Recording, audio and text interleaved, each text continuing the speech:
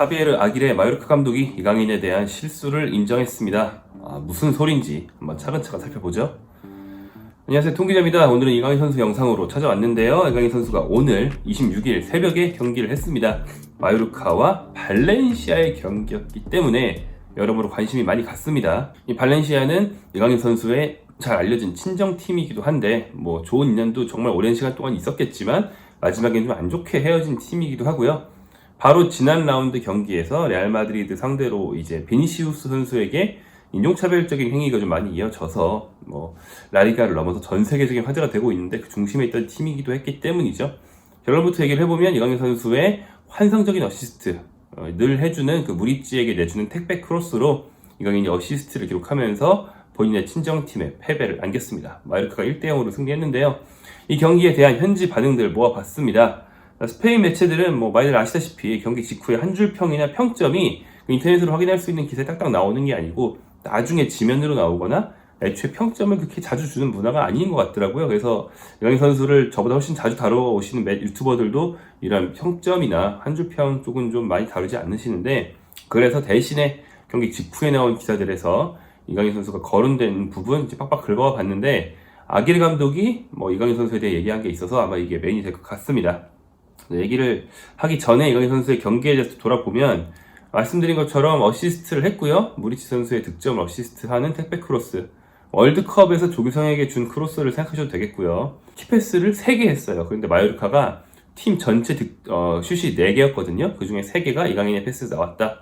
팀 슛의 75%를 이강인이 발끝으로 만들어냈다. 또한 드리블을 4회 성공했는데 성공률이 100%였습니다. 유럽에서 좀 내노를 하는 드리블러 중에서 성공률이 가장 높은 이강인, 이번에도 100%를 기록하면서 성공률을 더욱 끌어올렸습니다. 경기 후에 하비에르 아길레 감독의 인터뷰가 좀 재밌습니다. 먼저 이제 경기 전반에 대한 평가를 보면 솔직히 전반전은 마음에 들지 않았습니다. 우리 혼란에 빠진 상태였어요. 하지만 후반전은 훨씬 나아졌습니다.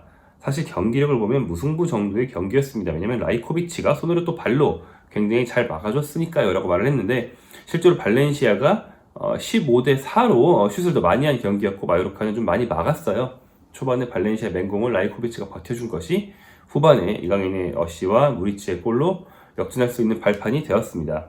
그런데 이제 여기서 이강인 얘기가 나오는데, 이강인을 윙백으로 넣으니 놀랍다는 기자의 질문에 아길레 감독이 저도 놀랐네요 라고 대답을 했다고 해요. 당신이 왜 놀래? 그 다음에 이제 또 좀 더 진지한 답변이 이어졌는데, 제 실수였습니다. 발렌시아가 우리를 부숴버릴 수도 있었기 때문에 이강인을 그 자리에 넣었습니다. 하지만 이 실험은 성공적이지 않았죠 라면서 자신의 어떤 실험 실패를 인정했고요. 그러나 후반전에는 훨씬 나아졌습니다 라고 얘기를 했습니다. 무슨 얘기인지 전술적인 얘기를 좀 해야 되는데, 이강인 선수가 이날 팀 내 윙백 자원이 별로 없어서 그랬는지 왼쪽 윙백을 맡았어요. 아마 하우메 코스타가 컨디션이 100%가 아니었을 수도 있고요. 그런데 원래 윙백이 아니잖아요. 좀 임시 변통이었단 말이에요. 실제 경기 운영을 보면 쓸백 중에서 왼쪽 스토퍼인 코페테가 좀 올라가고 왼쪽 윙백인 이강인도 올라가면서 좌우 비대칭을 노린 게 아닌가 싶기도 했지만, 아무튼 기본적인 자리는 이강인이 왼쪽 윙백이었다. 이강인에게 좀 어색한 자리였고 팀의 공격을 다 이끌어줘야 될 이강인이 영향력을 많이 발휘하기 쉽지 않았습니다. 그래서 후반전에 첫 번째 교체 카드로 원래 윙백인 하우메 코스타를 투입하면서 이강인을 점진시키죠. 아마트 은디아이를 빼고 이강인이 공격수 혹은 공격 미드필더로 전진시켰는데 이게 적중한 거예요. 코스타의 스루 패스를 받은 이강인의 크로스로 무리치의 득점, 마요르카의 가장 전형적인 득점 루트가 나오면서 이강인 선수가 전반전 윙백으로 뛴 게 실수였다는 것을 스스로 인정한 골이 되었습니다. 경기 후에 화개사살까지 한 거죠. 네, 실수였다. 생각해보면 이강인뿐 아니라 하우메 코스타 역시 발렌시아 출신인데, 발렌시아 출신이 친정팀을 무너뜨렸다 이렇게 볼 수도 있겠습니다. 자, 참고로 발렌시아 감독 측에서는 이강인에 대한 발언이 딱히 있지 않았습니다. 비니시우스 사건에 대해서도 답변을 좀 정중히 거부하는 태도에 가까웠고 자신의 경기력에 집중한다라면서 이제 그 뒤에 멘트를 좀 아끼는 모습을 봤는데요. 발렌시아의 감독 루벤 바라합니다. 저같이 좀 틀이라고 할 수 있는 축구 좋아하셨던 분들은 잘 기억하시는 2000년대의 스타 미드필더죠. 발렌시아가 진짜 옛날 얘기인데 라파 베니테스 감독 아래서 아이마르 있고 챔피언스리그 결승 가고 라리가 우승하고 이랬던 시절이 있거든요. 2000년 전후에 그때 주전 미드필더였던 전설적인 선수였고 굉장히 플레이 스타일이 멋있어서 스페인 미드필더인데 공격 가담 잘하고요. 인기가 많았습니다. 2002 월드컵 즈음 해서 스페인 대표팀도 뛰었었죠. 지난 2월 당시 19위였던 강등위기 발렌시아에 소방수로 부임했는데 당시만 해도 피터림이 뭐 그냥 방패막에서 삼으려고 레전드 희생시키는 거 아니냐 이런 좀 안 좋은 여론이 있었거든요. 하지만 바라는 능력을 보여주면서 팀을 강등에 조금 더 가까운 위치에 올려놨습니다. 현재 13위고 완전히 잔류한 건 아니에요. 이번 마요르카전만 잡았으면 진짜 완전 잔류인데 지면서 강등권과 승점차가 2점인가 밖에 안 되긴 하지만요. 13위이기 때문에 아마도 살아남지 않을까 좋은 긍정적인 전망을 할 수 있겠습니다. 다음에 다른 매체들의 반응을 보면 이제부터는 경기 리뷰인데 그 리뷰에서 이강인 선수의 활약상과 이강인 선수의 활용법을 어떻게 묘사했는지 한번 보죠. 먼저 8호 대 비고입니다. 이 매체는 이렇게 얘기를 했네요. 하비엘 아기레 감독은 놀랍게도 이강인을 왼쪽 윙백으로 배치했고 라고 하면서 이강인에게 대해서 전 발렌시아 선수라고 좀 설명을 달았습니다. 그 대신 공격지에는 짐바브웨의 티노 카데베레가 무리찌의 파트너로 배치됐다. 그리고 이강인의 거리가 벌어지면서 무리찌는 파트너를 잃었다. 거의 공을 잡지도 못했다. 마요르카에 내려가서 역습 기회만 기다렸다. 아기레 감독이 후반전에 은디아이를 빼고 이강인을 전진 배치해 더 자연스러운 포지션인 공격형 미드필더에 뒀다. 역시 전 발렌시아 선수인 하우메 코스타가 평소 자리 왼쪽 윙백으로 투입됐다. 평소의 전술로 돌아오자마자 효과가 나타났다. 이강인의 크로스가 무리찌 헤딩골로 연결됐다. 무리찌의 시즌 14호 골이다. 이강인과 무리찌의 파트너십은 완벽하게 작동했다. 이번 시즌 내내 그랬듯 이라면서 전술 변화에 대해서 좀 중점적으로 다뤘고 그 중심 역시 이강인이었습니다. 다음 엘바이스의 기사입니다. 비슷한 얘기예요. 하비엘 아기레 감독이 이강인을 왼쪽 측면 구석진 곳에 배치했음에도 불구하고 속되게 말해서 짱바가 났단 말이죠. 공을 좀 많이 잡고 주도할 수 있는 위치가 아닌 소외된 위치에 짱바가 났다. 그는 서서히 기지개를 키며 더 위협적인 기회를 만들기 시작했다. 이것은 이제 전반전 막판에 은디아이에게 준 좋은 패스를 말하는 겁니다. 은디아이의 유효슛이 상대 골키퍼에게 잡혔습니다. 아기레 감독은 실험이 실패했다는 걸 깨닫고 이강인을 더 상대 골문 가까운 곳, 상대를 흔들 수 있는 곳으로 옮겼다. 그러나 발렌시아는 이에 맞설 용기가 부족했다. 이렇게 해서 마요르카가 승리했다는 얘기입니다. 지역지입니다. 디아리오 데 마요르카의 묘사를 보면요. 이거 비슷한 얘기인데 아기레 감독은 이강인을 왼쪽 수비수로 배치하는 실험을 했다. 이강인은 측면을 싫어하진 않지만 측면 수비수는 다른 얘기다. 이강인의 힘을 뺏는 것과 같다. 갈라레타 등이 없는데 이강인의 위치까지 윙백이면 미드필더에서 창조적인 역할을 맡을 선수가 없다. 그래서 전반 45분 동안 아무것도 하지 못했다. 역시 왜 이강인 중심으로 팀을 운영하지 않았느냐, 이강인을 왜 도구적으로 썼느냐라는 비판이라고 볼 수 있죠. 간단한 조치로 모든 게 바뀌었다. 이강인은 자연스러운 위치로 돌아가고 하우메 코스타가 전형적인 5백에서 이강인이 하던 자리로 갔다. 올해 수없이 반복된 좋은 플레이를 만들어냈던 위치다. 이강인의 크로스와 무리치의 슛으로 1대0이 되었다. 다음 울티마 오라의 기사인데요. 제목이 이렇습니다. 무리찌와 이강인이 또 다른 기쁨을 마요르카에 선사했다. 이 기사는 유럽 대항전 진출 가능성을 거론했어요. 경기 묘사는 앞에 기사들과 겹치니까 자세히 다루지 않고요. 유럽 대항전 진출 가능성 진짜 있는지 살펴보겠습니다. 이제 마요르카 11위입니다.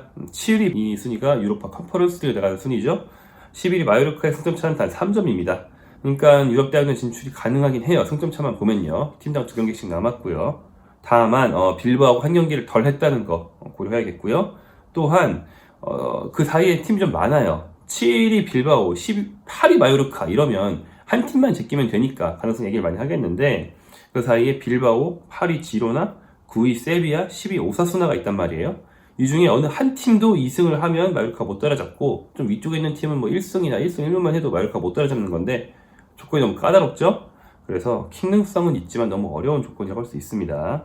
참고로 마요르카의 잔여 일정은 바르셀로나와 라요 바이에카노인데 바르셀로나는 물론 강팀이지만 순위상으로는 둘 다 지금 바르셀로나 우승 확정됐고 라요 바이에카노는 유럽 대항전도 못 나가고 강등도 좀 안전한 편이라서 동기부여는 없긴 합니다. 다만 여기서 한 가지 지목할 만한 게 있습니다. 이 기사가 좀 중점적으로 지목해 준 것, 그리고 앞으로 마요르카가 2승을 하기 힘든 이유. 바르셀로나 원정 경기에서 이강인이 못 나옵니다. 경고가 10장째가 됐어요. 그러면서 5장마다 한 번씩 결장하는 게 이 라리가의 경고 누적 시스템인데 10번째 경고로 2번째 결정을 하게 됩니다. 경고를 좀 많이 받았죠. 라리가에서도 아주 상위권일 것 같아요. 10장이면 5장 쌓였을 때가 예전에 셀타비고전에 아마 못 나왔나 그랬을 건데 10장 쌓이면서 다음 경기 못 나와요. 아쉽게도 바르셀로나 원정이고 굉장히 이강인의 역량을 보여줄 수 있는 그런 경기인데 이걸 못 나옵니다. 이 경기는 다음 경기 아마 입중계나 후토크나 이런 거 없을 것 같아서 미리 말하면 바르셀로나가 그 유명한 깜노우를 앞으로 3년인가 안 쓰거든요. 리모델링을 미루다가 이제 드디어 하게 돼서, 왜냐면 이 경기가 60년인가 동안 한 번도 크게 개보수하지 않고 계속 썼어요. 자잘자잘한 개보수만 하고. 그렇다 보니까 많이 낙후됐다고 해요. 그래서 개보수 꼭 필요했는데 리모델링에 가까운 큰 공사를 한 3년 동안 하게 돼서 깜노를 안 씁니다. 그래서 바르셀로나 팬들 입장에서는 깜노와의 작별, 그 다음에 마지막 홈 경기니까 이번 시즌 끝으로 나가는 부스케츠와 알바와의 작별, 여러모로 의미가 큰 경기였고, 그래서 이미 우승 확정돼서 동기부여는 좀 적지만 바르셀로나의 홈 경기를 전 세계가 주목하는 가운데 이강인이 찬물을 빡 할 수 있는 그런 경기였거든요. 이강인이 또 강팀 상대로 강하잖아요. 좀 기대를 했는데 못 나오게 되었습니다. 다만 이제 시즌 최종전인 라이오 바이에카노와의 경기는 마요르카의 홈 경기인데 거기서 뭐 홈팬들과 시즌 마지막 인사를 할 수는 있고요. 아마도는 아니죠. 상당한 확률로 마요르카 팬들과의 마지막 경기가 될 수도 있기 때문에 여름에 나갈 가능성이 높으니까요. 그 경우에는 팀 전체와 작별 인사를 하게 되는 그런 경기가 되겠네요. 자, 마지막으로 아스입니다. 아스는 한 줄 평이 있어요. 평점은 아니지만 한 줄 평이 있는데 이강인 선수에 대한 한 줄 평을 간단하게 요약을 해보겠습니다. 선수단의 왼쪽 윙백이 없어서 그 자리를 맡았다.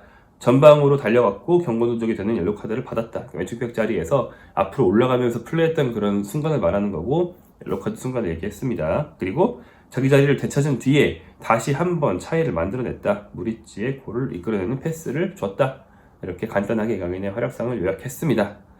이강인 선수가 굉장히 좋은 활약을 했던, 또 친정팀을 상대로 자신을 팽했던, 이렇게 말해도 되겠죠? 그런 친정팀을 상대로 전반기에도 잘했고 후반기에도 잘했고 공격 포인트를 짝짝 냈고요. 그 다음에 어떻게 보면 좀 인종차별 사건의 중심에 있는 그런 발렌시아 상대로 좀 이렇게 말하면 과장일까요? 전 세계인의 마음을 통쾌하게 해주는 그런 어시스트를 한 면도 있습니다. 발렌시아전 이강인 선수에 대한 현재 반응 살펴봤고요. 바르셀로나전 건너서 시즌 최종전 활약하는 이강인 선수의 모습 기대하겠습니다.